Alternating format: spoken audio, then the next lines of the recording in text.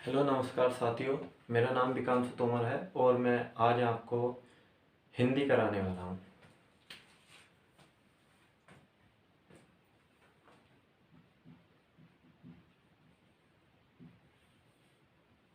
तो मैया सरस्वती का नाम लेकर के हम स्टार्ट कर रहे हैं अपना हिंदी का पहला टॉपिक। देखिए, ये हमारी पहली वीडियो है यूट्यूब पर और आप इस पर अपना रिस्पॉन्स ज़रूर दें कि ये वीडियो आपको कैसी लगती है। ठीक है, तो मैं कोशिश करूँगा अच्छे से अच्छा आपको समझाने की। ठीक है, तो हम जो आज आपके लिए टॉपिक लेकर आए हैं वो है भैया शब्द भेद। शब्द भेद। शब्द भेद। देखिए, शब्द भेद से आखिरकार क्या आशय है। तो पहली चीज होती है क्या शब्द भेद में कि शब्द आखिरकार होता क्या है। समझने वाली बात है कि शब्द आखिरकार होता क्या है। तो शब्द होता क्या है, तो मैंने कहा भैया अक्षरों एक सॉरी दो या दो से अधिक, दो या दो से अधिक अक्षरों की सार्थक ध्वनि की सार्थक ध्वनि क्या कहलाती है? शब्द कहलाती है। मैंने कहा कि दो या दो से अधिक अक्षरों की सार्थक ध्वनि क्या कहलाती है भैया? शब्द कहलाती है।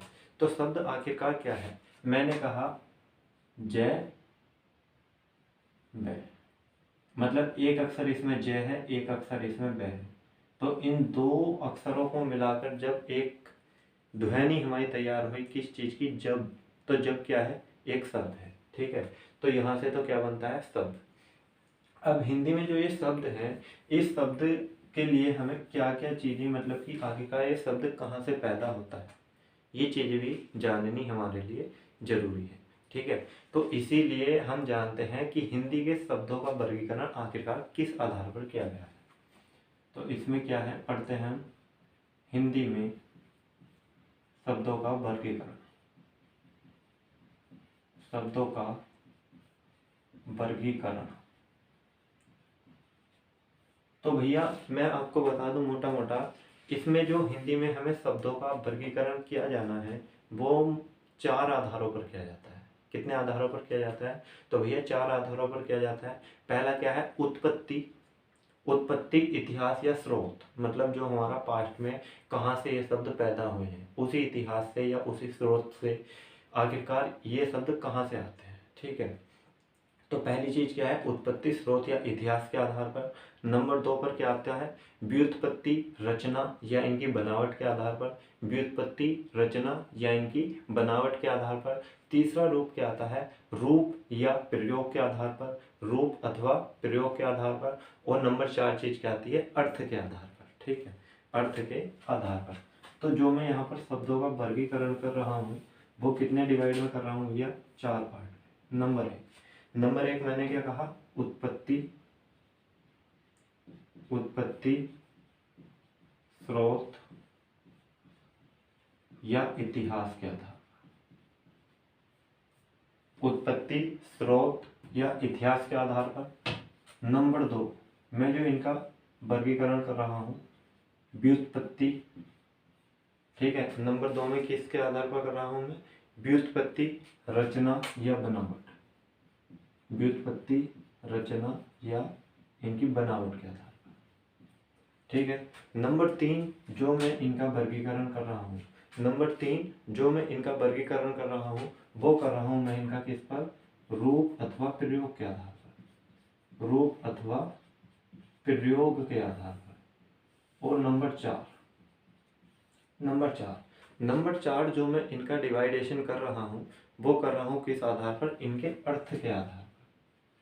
किस आधार पर? अर्थ के आधार पर। अर्थ के आधार पर। तो जानते हैं इन्हीं चीजों को। पहली चीज क्या आती है? उत्पत्ति या स्रोत के आधार पर। उत्पत्ति या स्रोत के आधार पर मतलब जो चीजें हमें कहाँ से प्राप्त हो रही हैं, जो इनके पास्ट में क्या क्या स्रोत रहे हैं, तो उस चीज से हमें क्या पता चलता है कि उत्पत्ति के आधार पर जो ये शब्द हैं ये पांच प्रकार के पाए जाते हैं। कितने प्रकार के पाए जाते हैं भैया? पांच प्रकार के पाए जाते हैं। कितने प्रकार के पाए जाते हैं? तो 5 प्रकार के पाए जाते हैं। इन्हीं प्रकारों में पहला आता है क्या? तत्सम शब्द। तत्सम शब्द। नंबर 2 पर क्या आता है? तद्भव। तद्भव शब्द। नंबर 3 पर हमारे पास क्या आ जाता है? तत्सम, तद्भव। नंबर 3 पे क्या आते हैं? देशज शब्द। देशज या इनको हम देसी शब्द भी बोलते हैं, ठीक है। नंबर 4 पर हमारे पास क्या आता है? विदेशज, या जिसे कहते हैं हम फॉरेन शब्द, ठीक है। विशेष शब्द, ठीक है। नंबर 5 पर क्या आता है हमारे पास? शंकर शब्द। शंकर शब्द, ठीक है। तो उत्पत्ति, स्रोत या इतिहास के आधार पर शब्दों को कितने पार्ट में डिवाइडेशन किया गया है? 5 प्रकार में। नंबर 1 तत्सम, तद्भव, देशज, विदेशज और शंकर, ठीक है। अब आता है व्युत्पत्ति, रचना या बनावट के आधार पर। तो व्युत्पत्ति, रचना या बनावट के आधार पर शब्दों को 3 प्रकार से डिवाइडेशन यहाँ पर किया गया है। पहला आता है क्या इसमें? रूढ़ शब्द, ठीक है, रूढ़ शब्द। नंबर 2 में क्या आता है? पहला क्या आता है इसमें? रूढ़ शब्द, ठीक है। नंबर 2 पर क्या आता है इसमें? यौगिक शब्द। नंबर 2 पर क्या आता है? यौगिक शब्द, ठीक है, यौगिक शब्द। नंबर 3 पर इसमें क्या आता है? योग रूढ़ शब्द। योग रूढ़ शब्द, योग रूढ़ शब्द, ठीक है। तो व्युत्पत्ति, रचना या बनावट के आधार पर शब्दों को कितने पार्ट में डिवाइडेशन किया गया है? तो 3 प्रकार में, ठीक है। कौन कौन से? रूढ़, यौगिक और योग रूढ़ शब्द, ठीक है। अब जो हमें नेक्स्ट पढ़ना होता है वो पढ़ते हैं भैया हम क्या? रूप या प्रयोग के आधार पर, ठीक है। रूप या प्रयोग के आधार पर, रूप या प्रयोग के आधार पर। नंबर 3 क्या आता है? रूप या प्रयोग के आधार पर। रूप या प्रयोग के आधार पर शब्दों के कितने प्रकार हैं? तो ये 2 प्रकार के हैं। नंबर 1 में क्या आता है? विकारी शब्द, विकारी शब्द। और नंबर 2 में क्या आता है? अविकारी शब्द, अविकारी शब्द, ठीक है। तो रूप या प्रयोग के आधार पर कितने टाइप के हैं? तो 2 टाइप के हैं, ठीक है। कौन कौन से? विकारी शब्द और नंबर 2 अविकारी शब्द। अब पढ़ते हैं अगला, अर्थ के आधार पर। अर्थ के आधार पर जो शब्दों का डिवाइडेशन है वो भैया 4 प्रकार का है। कितने प्रकार का है? 4 प्रकार का। अब इन 4 प्रकार में कौन कौन से शब्द आते हैं उन्हीं को हम क्या करते हैं? देखते हैं, ठीक है। पहला क्या आता है? एकार्थी शब्द। एकार्थी शब्द। नंबर 2 पर क्या आता है? अनेकार्थी शब्द। अनेकार्थी शब्द। नंबर 3 पर हमारे पास क्या आता है? समानार्थी शब्द। समानार्थी शब्द। और नंबर 4 पे हमारे पास क्या आता है? समानार्थी हो गया। नंबर फिर क्या आता है? विपरीतार्थी शब्द, ठीक है, विपरीतार्थी शब्द। जितने भी हम हिंदी में पढ़ते हैं ना, पर्यायवाची शब्द, विलोम शब्द, ठीक है, या अनेकार्थी शब्द, वे सारे के सारे इसी शब्द विशेष का हिस्सा होते हैं, ठीक है। तो उन चीज़ों को पढ़ाने से पहले हमें इन चीज़ों के बारे में जानना जरूरी हो जाता है, ठीक है। तो एक बार मैं मोटा मोटा बता देता हूँ। जो हमारी हिंदी है, हिंदी की जो उत्पत्ति हुई है हम सभी जानते हैं वो संस्कृत से हुई है। तो जो भी शब्द संस्कृत से लिए जाते हैं और ऐसे के ऐसे ही यूज किए जाते हैं, ठीक है, संस्कृत की तरह, ठीक है, संस्कृत के समान, संस्कृत के समान जितने भी शब्द होते हैं वे क्या कहलाते हैं?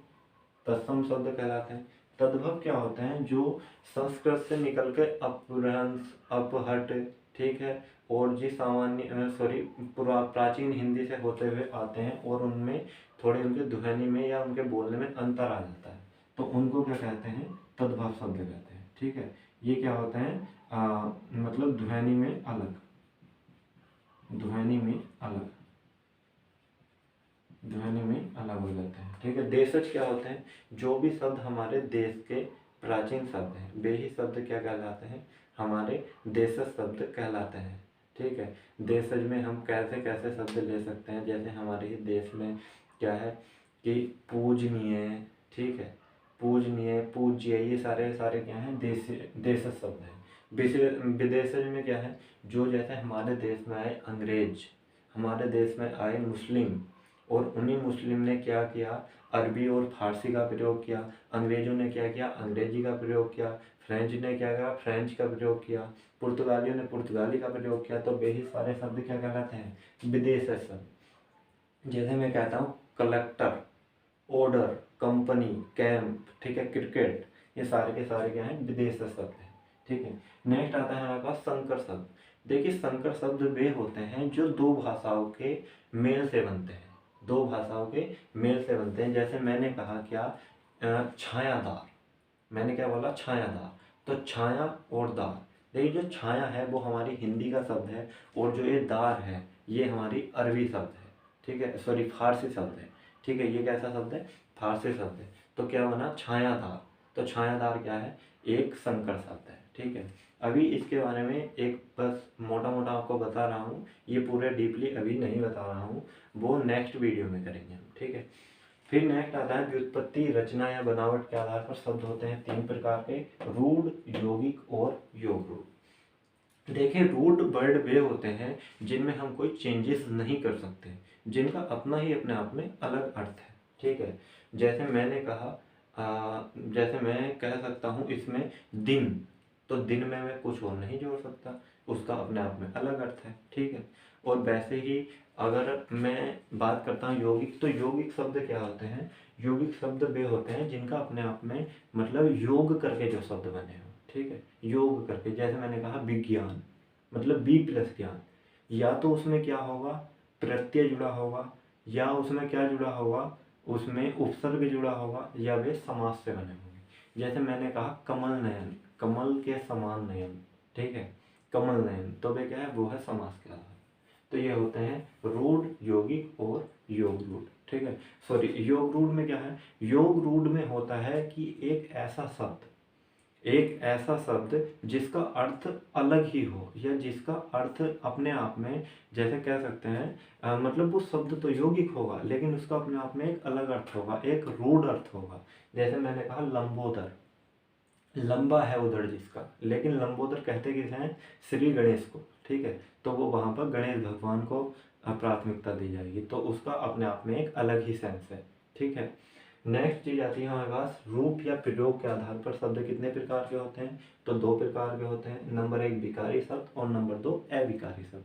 देखिए विकारी शब्द वे होते हैं जिनमें थोड़ा बहुत चेंजेस करने पर उनमें विकार उत्पन्न हो जाता है, ठीक है। विकार का मतलब क्या है कि उनमें परिवर्तन ऑटोमेटिक दिखाई देता है, ठीक है। जैसे मैंने कहा कि लड़के, सॉरी मैं कहता हूँ कि लड़का आम खाता है, लड़का आम खाता है, और वैसे ही मैं बोल दूँ लड़की आम खाती है। देखिए लिंग से परिवर्तन करने पर क्या हुआ, चेंजेस हुए या नहीं हुए। लड़का आम खाता है, खाता है, और लड़की आम खाती है, मतलब अगर हमने उनका लिंग चेंज किया तो हमारे अर्थ में भी परिवर्तन आ जाता है। वैसे मैं कहता हूँ लड़के आम खाते हैं, तो लड़के मतलब उनके वचन अगर मैं चेंज करता हूँ, एक वचन से अगर मैं बहुवचन बनाता हूँ तब भी चेंजेस होते हैं। तो ये शब्द कैसे होते हैं, विकारी शब्द होते हैं।